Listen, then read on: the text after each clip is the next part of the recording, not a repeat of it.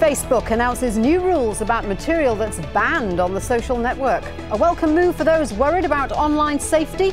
Or another example of big companies telling us what we can and can't do online? This is Inside Story.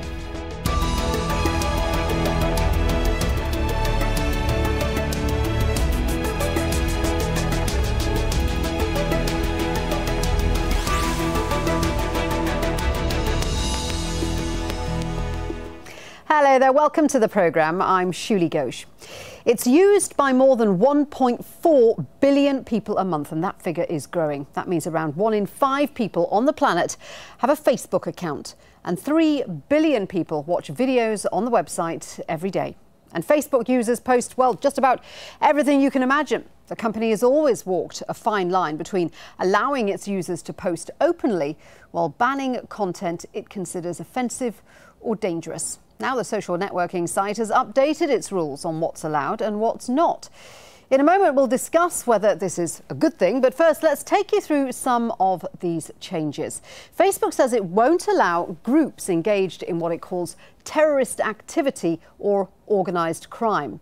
And any content expressing support or praise for banned groups or their leaders is also prohibited. It's also stopping content that appears to target private individuals with the intention of degrading or shaming them. This includes photos and videos and the sharing of personal information to blackmail or harass people. On the issue of nudity, Facebook has banned images of female breasts if a nipple is visible, but there are some exceptions, such as images of breastfeeding. Photos of artwork featuring nudity are also allowed, but not digitally created content unless it's posted for educational, humorous or satirical purposes. Well, let's discuss all of this with our guests. From Naples in Florida, Roslyn Layton, a fellow in Internet Economics at Aalborg University at the Center for Communication, Internet and Information Technology. From London, David Miles, European Director for the Family Online Safety Institute. David's also a member of the United Nations ITU Child Online Protection Working Council.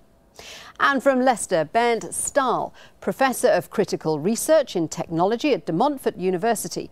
He's also the Director of the Centre for Computing and Social Responsibility. A warm welcome to all my guests on today's show. Let's start with the obvious question. Roslyn, is this a good idea? Not sure so much if we could say it's a good idea. What I would simply point out is the irony that this Facebook has made this announcement just heels on the new net neutrality rules in the United States. The net neutrality rules are purported by the government to keep the internet open and free, but what I would say is this is a way to legitimize increased surveillance. With the issue of what exactly you can post online, 1.4 billion users, surely there's got to be some regulation on what they can post online. Sure. Well, what I would say is this is really reflecting governments putting the squeeze on Facebook. The internet is a wonderful thing. There's many beautiful things on Facebook, but there are many terrible things. And governments feel that they have things have gotten out of hand, that they can't go after criminals as they have in the past, and that they need increased ability to do so. So I'm not saying in the case of Facebook, but in many intelligence authorities will actually create fake and decoy profiles in order to interact with different kinds of suspects. So well, you're talking about government content. You're talking about government content. Let's start with just what people like you and I and the normal person puts online. No, I'm not saying government. Shuli, I don't mean no. No, I'm not talking about government content at all. I mean, it is definitely, it's a concern if there is a beheading on Facebook. It's not the kind of thing, let's say, most people in the community have. It's not unreasonable to say that there can be standards, but the timing of this in light of the net neutrality decision I find is very interesting. Around the world we have governments making these kinds of rules purporting to keep content free-flowing, to not invade privacy and so on, but yet at the same time they're upping their efforts to go after criminals. Okay, well let's bring in David, because David, your organisation was one of those that gave advice to Facebook about the new guidelines. I can imagine it was a difficult task, but what about that comment that this flies in the face of increased net neutrality, increased openness and transparency? That's an interesting comment. I mean, we're one of 5 independent organisations that are on the Safety Advisory Board of Facebook, and we work very closely over a number of years with them on a number of issues around privacy, about resources for families, and we see this as very much part of that process. I think there's an obligation with a growing community to perhaps revamp their current policies here, and I think they've done that. I think what they focused much more on is on intent and context, and inevitably you get a much bigger, much richer document which talks about the specifics of those kind of issues. But on the whole, we welcome it, and we see it as part of their ongoing efforts really to reflect the voice of their community, but also to reflect the cultural sensitivities and context of the world that they're dealing in. But reflections from whom? I mean, who is it who decides what standards we should be adhering to? Is it the company? Is it the shareholders? Is it the users? Whose definitions are we using? I think the truth is that inevitably, depending on the topic or content that you're dealing with, there are different responses. And I think one thing's for sure is that they do listen a lot to their users.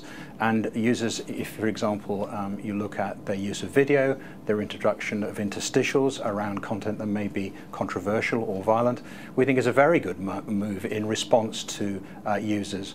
I think there is an argument that perhaps they ought to work more closely with content providers to perhaps provide them with tools themselves to do that kind of thing. But on the whole, we felt that was a very good move, particularly with autoplay facilities on news feeds these days. So I think that's just one example of how they're responding to the sensitivities of their users, but also to preserve a degree of respect and context around it.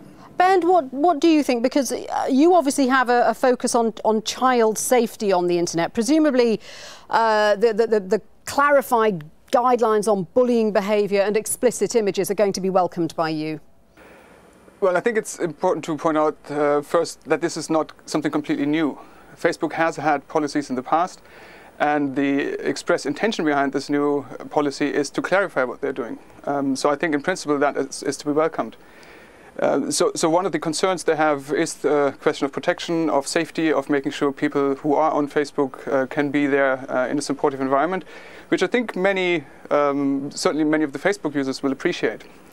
The potential problem, I think, is the one where a private company, interfaces or interacts with the way we can express ourselves. So the question of freedom of speech, freedom of expression, and how private companies have a role to play in this these days, which they didn't use in the past. And I think that's really the core of a potential problem. I mean, this is a big issue, isn't it? Because Facebook it's a business. When you look at all the adverts that are on there, when you look at the kind of data mining, the information that they get about their users, Facebook is a business. So I'm going back to the original question: on whose cultural values are they making these decisions? I think they simply do this on the basis of maximizing their income, because you're right, they are a company, they're trying to maximize profits, that's what they do. So they will do whatever gets most people on, and that means if they feel that there's a majority of people out there who feel they need to be protected, then they will do this. If they get the impression that there will be lots of people out there who value freedom of speech and who are not so much worried about protection, then they will go that way. And I think that's probably the problem, because the way these decisions are made are not subject to democratic scrutiny. Yeah, Rosalind, I could see you were trying to come in there. What do you think about that issue of Facebook being a business? Well, I absolutely agree with Bernd, is that it is there's not really a Facebook community per se. There are many communities there. Certainly, Facebook needs to expand in developing countries if it is to grow its revenue in future. I think, I'm delighted to have Bernd's perspective here. I think one of the challenges when we look at child protection on Facebook is we have the sense if we remove child pornography that it somehow goes away. The thing is that there are terrible things going on that we may not see in Facebook that are happening somewhere else. So I think frequently people may have a false sense of security. There has been some conflicting attitudes by Facebook to content on it. For example, it couldn't decide for ages whether to allow beheading videos or not. It did finally ban them. And then I read that it had banned a page in Russia promoting an anti-government rally, but it did allow other similar pages also promoting that rally to stay up. So, I mean, why the inconsistency? Well, it's as you said originally, you have 1.6 billion users. I think at the face of it, you first need to. I think we should give the company some credit. With this many users, it's actually remarkable how well it works. If you consider a country with that many billion people, it's extraordinary. That would be the largest country on the face of the earth. So on one level, it's actually remarkable that it has worked so well, and I think that is that people do police the standards, they do use their privacy settings and so on. So it's not unreasonable that Facebook would bring forth these standards, and as we've heard from David, they have solicited a lot of input to do this. My point, however, is that these kinds of things are very convenient for certain intelligence authorities who also want to tap Facebook for their own activities, legitimate as they may be. But this also does bring up the question is to what degree are we all going to be surveilled under the guise of we're doing this to protect you? OK, well, just further on that point, let's discuss that point. Facebook says it scrutinises every request from governments to maintain freedom of speech. However, it still removed more than 18,000 pieces of content last year. More than 9,000 of those were taken down in the last half of the year because of violations of local laws. Now, India asked for the most content to be restricted. Turkey was second. The number of government requests for account information also increased slightly in the second half of 2014. More than 35,000 demands were made for data on Facebook accounts. And the US was atop of that list, asking for information on nearly 22,000 accounts. David, this is the point that Roslyn was touching on, that there's this increased surveillance, increased scrutiny by governments. Facebook has been criticised, hasn't it, for sharing information so readily? Well, I think it's trying to be as transparent as it can be by, declaring those reports, and I think that's part of this exercise today. I also think, too, in my travels, and we do a lot of work in the Middle East and the United States and throughout Europe, is this cultural context to social media like anything else. So if you're in Germany or you're in Turkey, there are certain things that being shaped through culture and through thinking that will change the way that Facebook operates in those countries to remain legal and so on. So it's a really difficult balance. And I know reading the document today, what I found interesting was trying to get some of that context into place in this very, very complex area, and also to try and examine some aspects of the intent too. And so I think it's very constructive, and I do think, for example, as I think I said earlier on, we are seeing a trend generally. In the UK, we've had introductions of legislation about revenge porn here, where civil society is pushing back and social media is having to respond to deal with those issues that are really very disrespectful, not just to other members of the community, but elsewhere. But I think there's another dimension too. Facebook isn't the only social media actor in town. There are lots of social media entities, Ask FM, Snapchat, Twitter, and many more. Yeah, you were talking about revenge porn there, which is one of the less likeable facets of the online community. Twitter as well has also recently updated its regulations. I mean, this is a very fluid thing, isn't it? Regulations will change as the way we use social media changes. Yeah, it is, and it inevitably people go out front and try and deal with these things ahead of time. But no, I think it's going in the right direction, and I think the reality is that for the whole social media community, and many of those social media providers are often much smaller than Facebook. What I think this does is publicly lays out a content standard which could be very useful for those other social media entities. Sometimes they may lack the scale to do some of those things, but I do think it sends an important signal to all social media communities about how the sense of responsibility really that social media providers have. Well, I mean, I just want to get back to this issue about government requests for account information. Ben, do you think a lot of people would be shocked by the fact that in 79% of cases where Facebook is asked for account data, it is given permission, it is given that data?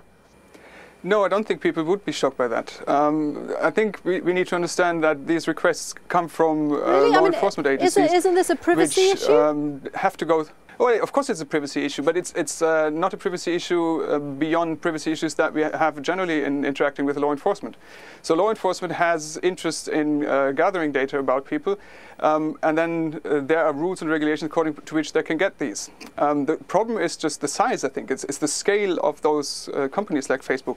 The fact that they have 1.4 billion users, and if you look back at the figures you just quoted, we have tens of thousands of requests from the law enforcement agencies. So how many is that per user? Well, maybe 0.001. So it's not particularly big on a percentage scale, but it is an important issue because they are so big. But apart from that, I think, yes, there needs to be scrutiny, and yes, we want to make sure that laws are adhered to, but those companies have to adhere to the law just like you and I do. Rosalind, I could see you nodding there. It's interesting that the US made no requests for any content to be restricted, but it did make the most requests for information on user accounts.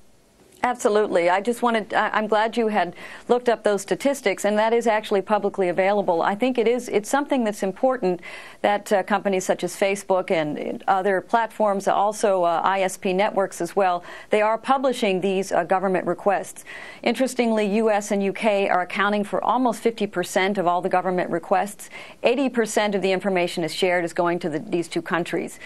No content is taken down because very often the law enforcement experts want to interact with some of the criminals. In fact, in Denmark, I believe some of the Somali pirates off the coast, they were apprehended through engagements through Facebook. So it is a very valuable tool for them.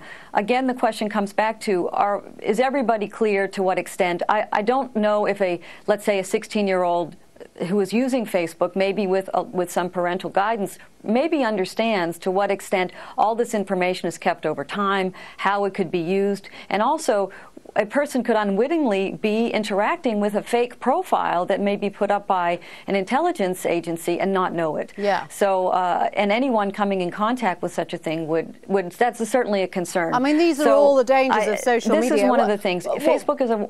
Sorry to interrupt, Rosa. What about this issue of Facebook taking down posts to comply with local laws? I mean, doesn't that go against a company that prides itself on an exchange of information? Is it just kowtowing to local censorship? I mean, where should Facebook stand on this? Right. Well, this is... Yes, I think it's an excellent question, and it definitely is a slippery slope because to the extent that it can, Facebook would probably not want to get into this area. They just want to have insofar as the users can enjoy their platform, they can perform advertising on it, fair enough. But what's happening is governments would like to be able to use Facebook against their enemies if they can. It can be abused, and also that the issue here is you get into quid pro quos where the government will say, all right, we'll work together on these things and maybe we'll not be so tough on you in other areas. So yes, there's transparency in publishing this, but there's also a backstory. Facebook is under a number of lawsuits in the European Union, for example. So it could be a way to curry favor on one hand and get lighter treatment on the other side. And certainly Facebook's not the only company. A lot of large platforms will have a lot of these similar issues. Yeah. So when you start doing these things, you just get closer, if you will. It's not so black and white. Okay, I mean, that's a good point. It's not black and white. David, one thing that's not black and white is this issue about organisations involved in so-called terrorist activity. Hezbollah, for example, designated a terror group by Israel and the US, but not by the EU, and it is a bona fide political party in Lebanon. How is Facebook supposed to handle a tricky area like that? Yeah, I mean, it's very difficult, and I have to say that our predominant focus, and not wishing not to answer your question, is really that our predominant interest is in families and the way they use this technology. And I think, for most of them, clearly respecting the political tensions and issues that you touch on there, the internet and Facebook and social media is a growing part of people's lives in which they share, do really exciting things. and connect to their families worldwide. And I think that's the context in which the majority of users operate. So I think there is a danger. You're sort of looking at it as a homely thing where people can contact each other. It's almost like a phone call with someone on the other side of the world. Facebook is used for many, many things. And as Rosalind was saying, Facebook is now facing a number of legal actions.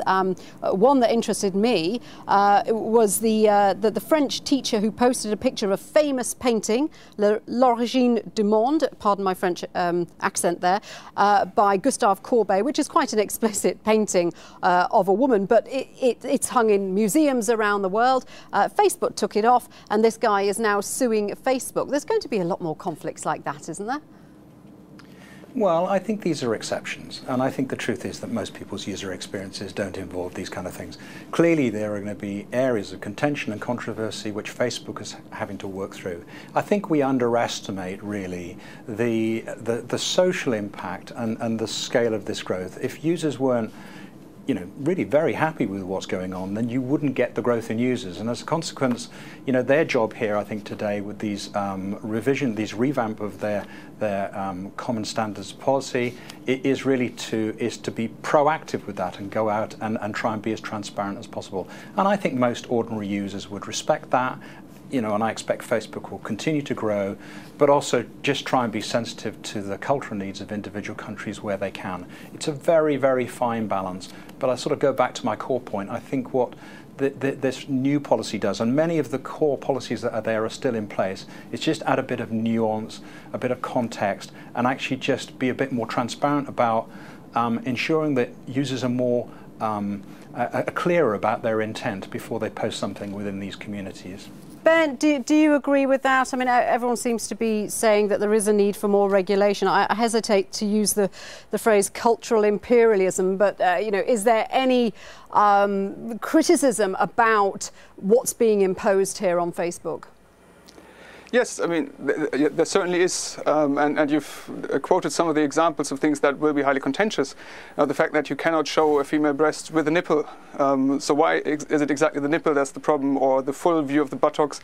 Those are clearly cultural perceptions that apply to some part of the world, but not to others. I think so there is an element of cultural imperialism in the sense that certain perceptions are being promoted, whether or not they are shared universally.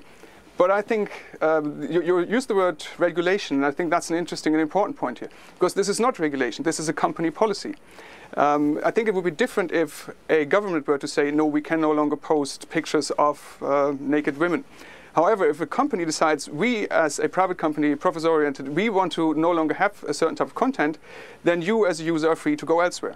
And I think in that sense, Facebook is freer to do what it wants to do. That's a really interesting point. So do you think there's a move away? Cultural imperialism isn't so bad. Do you think there's a move away from government control of potentially offensive content to companies like Facebook taking responsibility instead? Well, practically, yes. So in the sense that we've heard that there are more than 1 billion users of Facebook, and if they are not allowed to exchange certain type of information, then that in practice limits the way they can express their free speech. But I think the point is important that this, for the majority of people, for the home users, this is not particularly relevant. And for others for whom this is important, they have alternatives. They can go elsewhere. And in that sense, while yes, there is a move from government regulation to private regulation to regulation through companies, I don't think this is a fundamental problem insofar as there are still alternatives available. Now, there's probably a case to be made that at some point that tips. If everybody uses Facebook, then we have a real problem, because then they make rules that govern all of us. But at this point, we're not there, and I don't think we will be there, because at some point people will go elsewhere. Guys, that's been a really interesting conversation. Thank you very much. Rosalind, I know you want to make one quick point. We are coming to the end of the show, so literally 10 seconds. Make your point. Yes, so we haven't talked about people in China, Iran, and a number of countries who use Facebook, and it is a vital channel for them. So, this we're not all the same on Facebook. There are people who use it as their source of expression. Absolutely, and there's probably lots of other areas we haven't got onto. It is clearly a massive subject. Thank you so much indeed for joining us and helping to shed a little bit of light on the issue. Rosalind Layton, David Miles and Bernd Stahl, thank you very much indeed to to all my guests. And thank you for joining us. If you've got anything you'd like to add, go to our programme page at aljazeera.com, or you can post your comments at our Facebook page, facebook.com/AJ Inside Story. We won't be censoring any comments. Send your tweets as well to @AJ Inside Story. I'm Shuli Ghosh from the whole team here. Bye for now.